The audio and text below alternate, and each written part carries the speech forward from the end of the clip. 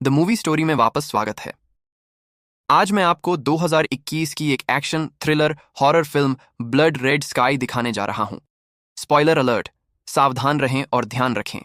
Scotland में एक RAF airbase एक ट्रांस अटलांटिक उड़ान की लैंडिंग की तैयारी कर रहा है, जिसे हाईजैक कर लिया गया है।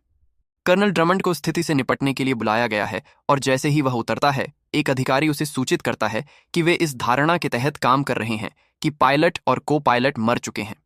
उनके पास जानकारी है कि विमान में कम से कम एक व्यक्ति है जो जर्मन आतंकवादी निगरानी सूची में है। जैसे ही ड्रमंड कंट्रोल सेंटर में प्रवेश करता है, एक अधिकारी विमान से संपर्क करता है, उन्हें लैंडिंग के तरीके समझाता है, जबकि दूसरा अधिकारी उनके दृष्टिकोण को देखता है। विमान थोड़ा रफ तरीके से उतरता है।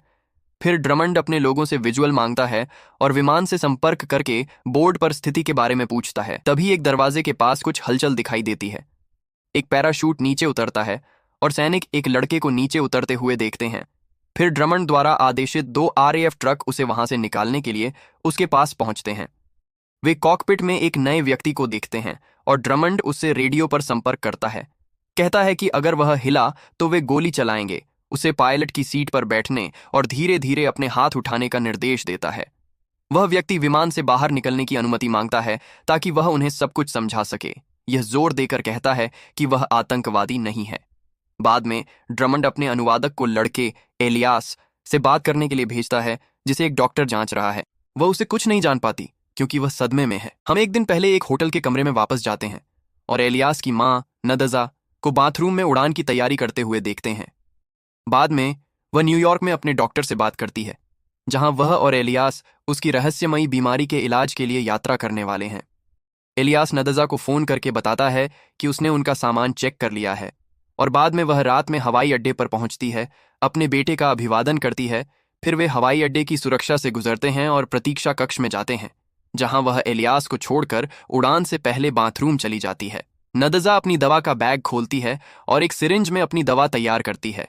फिर एक बोतल से पीती है, तुरंत उस ड्रिंक का प्रभाव महसूस करती है और फिर खुद को सिरिंज से इंजेक्शन लगाती है। फरीद प्रतीक्षा कक्ष में फोन पर बात कर रहा होता है जब एलियास उससे बात शुरू करता है। उनकी मजेदार बातचीत होती है और फिर फरीद उससे पूछता है कि उसकी मां कहाँ है।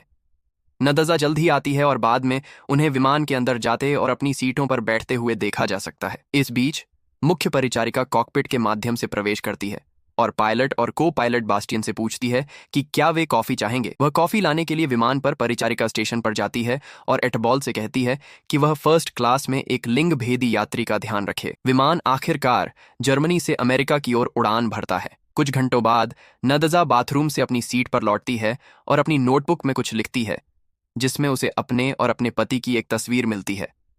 वह उसे प्यार से याद करती है, घटनाओं की एक श्रृंखला में जो हल्के फुल्के ढंग से शुरू होती है और उनके बच्चे के साथ कहीं नहीं के बीच में फंसने के साथ खत्म होती है। उसका पति मदद ढूंढने के लिए निकलता है और नदजा बच्चे के साथ पीछे रहती है। उसकी मौजूदा उड़ान के दौरान वह विमान के सामने वाले हिस्से में हंगामा देखती है।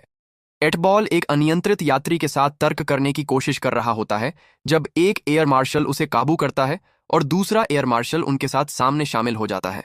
जब एयर मार्शल यात्री से बात करते हैं, एटबॉल एक चाकू निकालता है और दूसरे मार्शल को मार देता है, जबकि यात्री पहले को काबू कर लेता है। एटबॉल पूछता है कि तीसरा एयर मार्शल कहाँ है और जब उसे जानकारी मिलती है तो वह अपने एक आदमी को उसका ध्यान रखने के लिए भेजता है।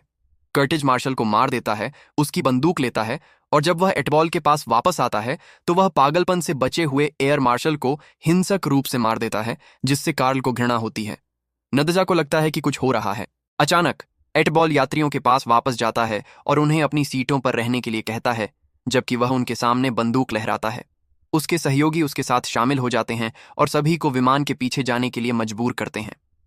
बर्ग कॉकपिट में जाता है और दरवाजा खटखटाता है। जब बास्टियन उसके लिए दरवाजा खोलता है और उसे बताता है कि उसने पायलट को मार दिया है, वे हैच खोलते हैं और उसे विमान के निचले स्तर पर फेंक देते हैं। फिर बर्ग यात्रियों को घोषणा करता है कि उन्होंने कब्जा कर लिया है और यात्रियों को अपने सामने वाली सीट पर हाथ रखने का आदेश देता है।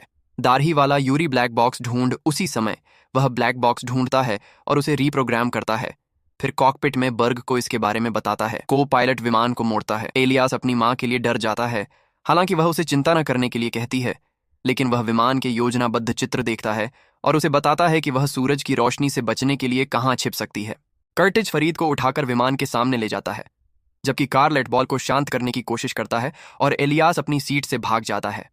नदजा इलियास के पीछे जाती है और एटबॉल उनके पीछे। फिर वह इलियास के सामने उसे गोली मार देता है।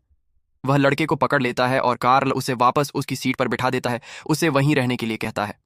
बर्ग कर्टिज से आधे रास्ते में मिलता है और कर्टिज उसे बताता है कि क्या हुआ। बर्ग एटबॉल के पास जाता है और उसे कहता है कि अगर उसने फिर ऐसा कुछ किया तो वह उसे मार देगा।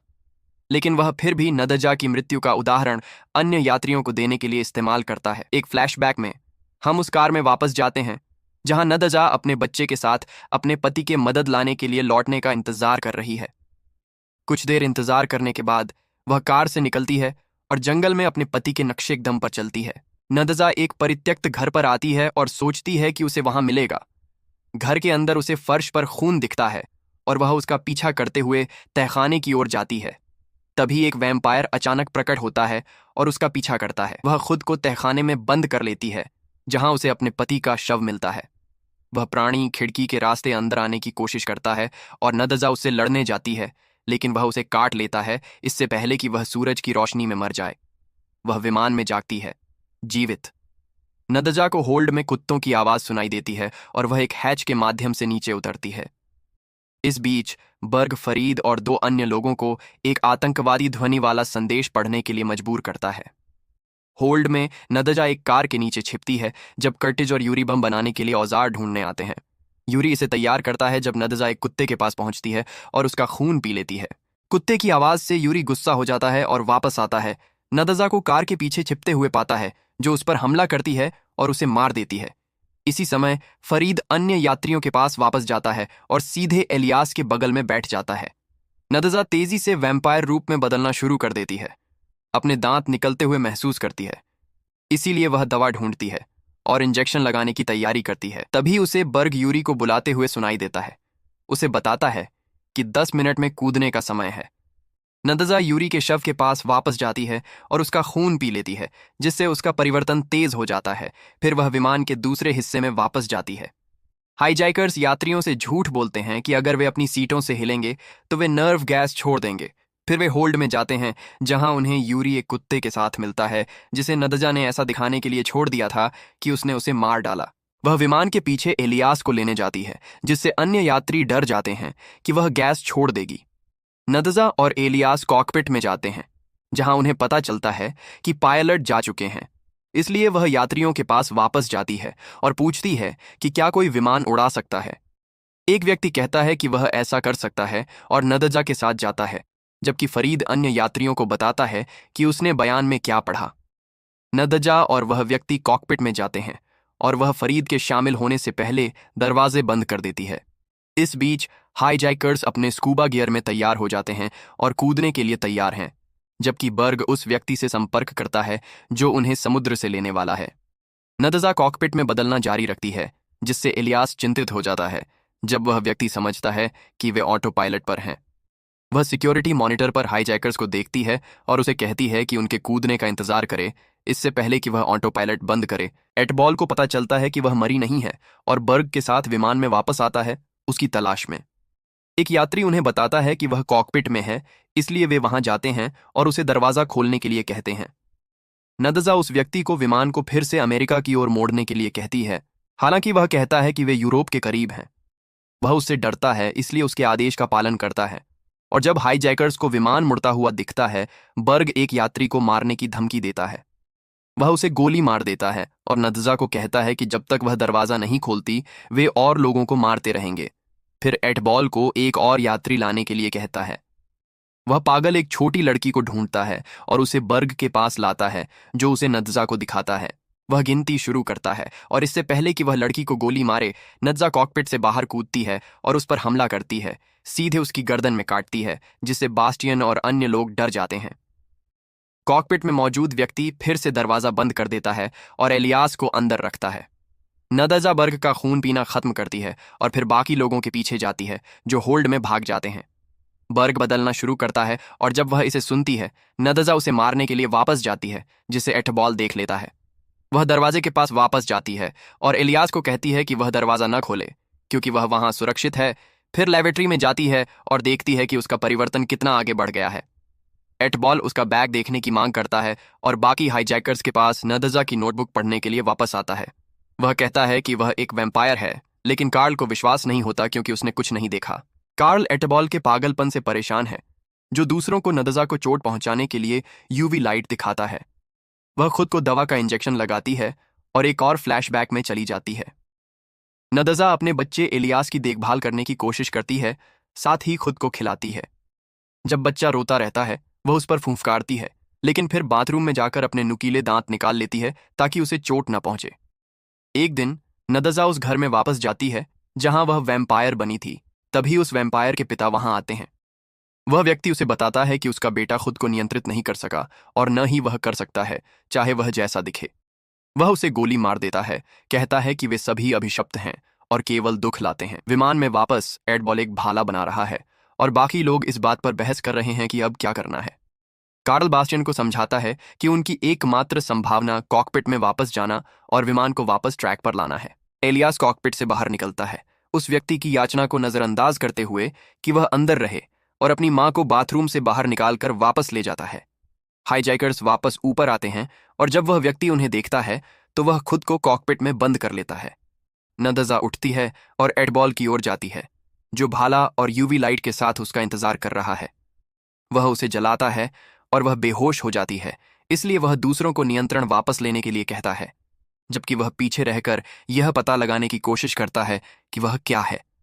एटबॉल एक सिरिंज ढूंढता है और उसमें नदजा का खून भरता है, और जब वह उसे भाला मारने वाला होता है, एलियास एक बंदूक के साथ धमकी देता हुआ आता है। वह पागल एलियास की ओर बढ़ता है और जब वह बंदूक के लिए हाथ बढ़ाता है तो यह खिड़की को खोल देती है और दबाव कम होने के कारण विमान अस्थिर हो जाता है। बास्टियन दूसरों को बताता है कि उनके पास केवल 10 मिनट की ऑक्सीजन बची है और उन्हें विमान को नीचे करना होगा। नदजा एलियास को एक ऑक्सीजन मास्क तक ले जाती है, बंदूक लेती है और एटबॉल को गोली मार देती है, जो भाग जाता है। उसी समय कॉकपिट में मौजूद व्यक्ति बेहोश हो जाता है क्योंकि वह दरवाजा पकड़ नहीं सकता और मास्क तक नहीं पहुंच सकता, जिससे हाईजैकर्स को वापस अंदर आने का मौका मिलता है।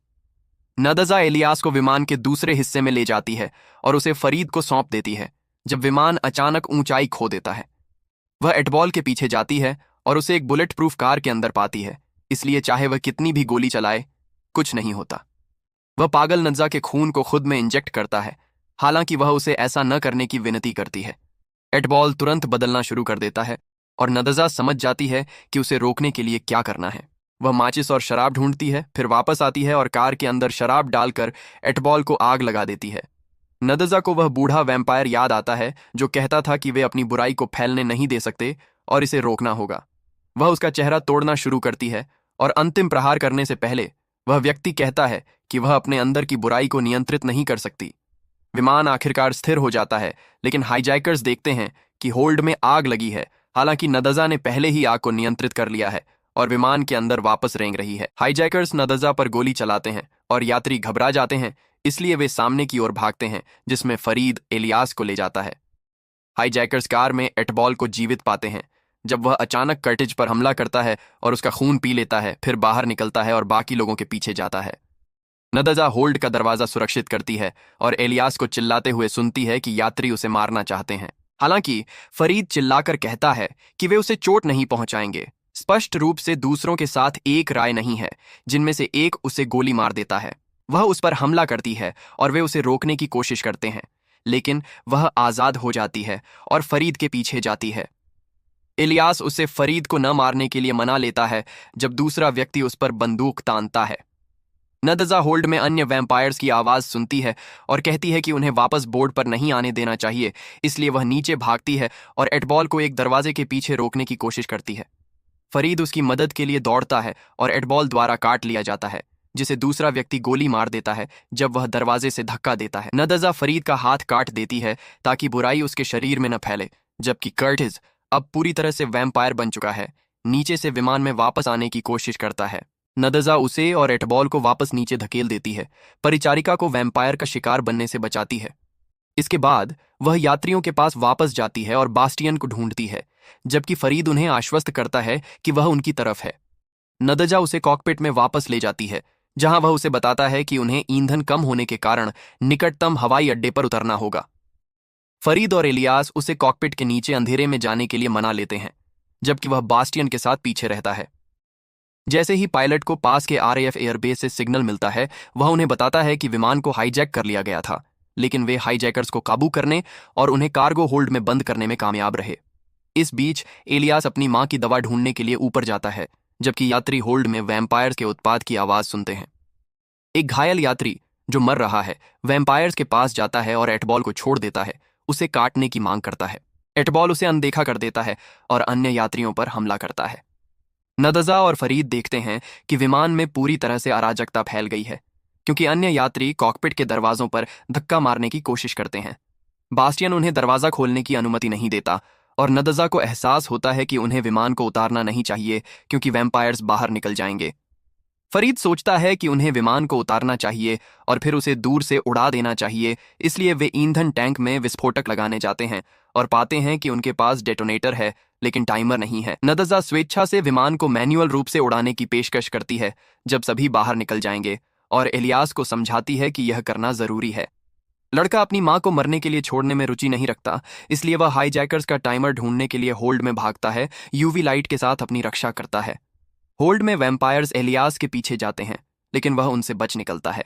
इलियास को सही औजार मिलता है और कॉकपिट में वापस आने लगता है, जब वैम्पायर्स उस पर हमला करते हैं और वह लाइट गिरा देता है।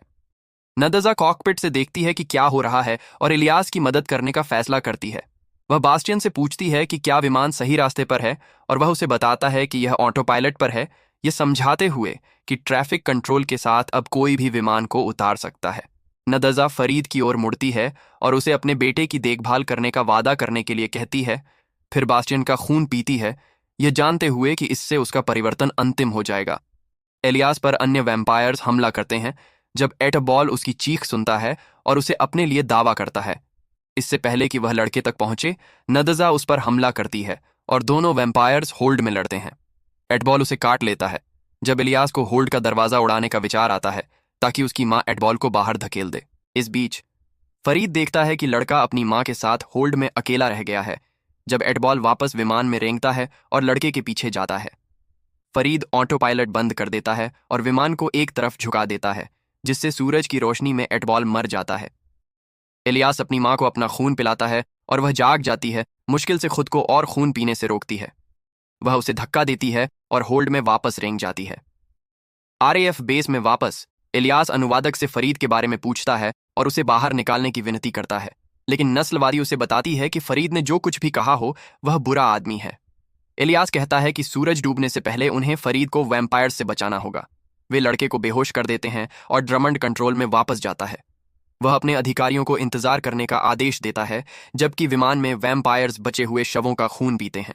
सेना फरीद से बात करती रहती है और उसे आत्मसमर्पण करने के लिए मनाने की कोशिश करती है, उसकी याचनाओं को समझे बिना। आखिरकार वे उसे गोली मार देते हैं और विमान में पहुंचते हैं, उसे बाहर निकालने से पहले। सैनिक विमान के अंदर जाते हैं, ये नहीं जानते कि वहां क्या इंतजार कर रहा है। जब इलियास को अस्पताल ले जाया जा रहा होता है, वह पैरामेडिक को उसी सेडेटिव से बेहोश कर देता है जो उसके लिए था। वह अपना टेडी बेयर लेता है और बाहर कूद जाता है, विमान की ओर दौड़ता है। सैनिकों पर वैम्पायर्स हमला करते हैं, फरीद की बातों को अनसुना करते हुए। कुछ क्षण बाद वह ट्रक के पीछे से इलियास को देखता है, लेकिन लड़का उसकी पुकार नहीं सुनता। जब इलियास विमान तक पहुंचता है तो वह अपनी मां को एक सैनिक का खून पीते हुए देखता है और उसे पुकारता है। जब उसे एहसास होता है कि वह अब उसकी मां नहीं रही, इलियास विमान को उड़ा देता है, जिससे ड्रमंड और उसके लोग हैरान रह जाते हैं। अपनी अंतिम शक्ति के साथ फरीद मलबे के पास इलियास को ढूंढता है और वे गले मिलते हैं। अधिक वीडियो देखने के लिए सब्सक्राइब करना सुनिश्चित करें और नोटिफिकेशन चालू करें। देखने के लिए धन्यवाद।